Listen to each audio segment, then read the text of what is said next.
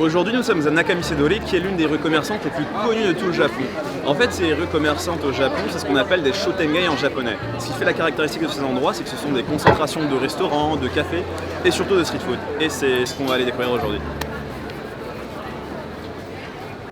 Se balader dans une rue commerçante, c'est une véritable expérience pour tous les sens. Déjà, visuellement, ce sont de belles rues traditionnelles qu'on a envie de prendre en photo. C'est aussi une expérience auditive puisque ce sont des endroits très vivants, très animés. Toutes ces bonnes odeurs qui viennent vous chatouiller les narines vont vous faire craquer. Flâner dans ces rues et goûter tous ces mets que nous n'avons pas en France, c'est une expérience qu'il vous faut absolument vivre. Il y a l'amazake, qui est une boisson populaire l'hiver à base de riz fermenté, sans alcool et souvent servi chaud.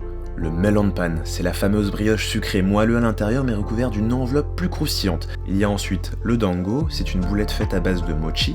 Elle est recouverte en fait d'une sauce soja sucrée, donc c'est une atypique combinaison sucré-salé, surprenante au premier abord, mais on en redemande. On a le sembe, ce sont des galettes de riz ou de blé, salées, sucrées ou au soja, avec des recettes qui varient selon les régions. La street food, c'est vraiment l'élément central de tout festival au Japon, et il se déroule pour la plupart l'été. Et ce qui fait leur particularité, c'est le système de yatai, donc ce sont des buis ambulants avec de la nourriture vendue dans des stands collés les uns aux autres. La street food au Japon, qu'elle provienne des rues commerçantes ou des festivals, elle a développé la culture du tabe haruki, ce qui signifie manger dehors, manger en se baladant, un concept qui a séduit plus d'un japonais.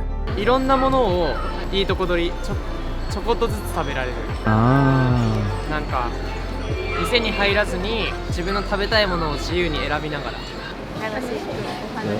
Et pour finir, on se retrouve dans une rue commerçante différente, on est à Nakano, c'est pour montrer qu'il existe une multitude de rues commerçantes où trouver cette street food.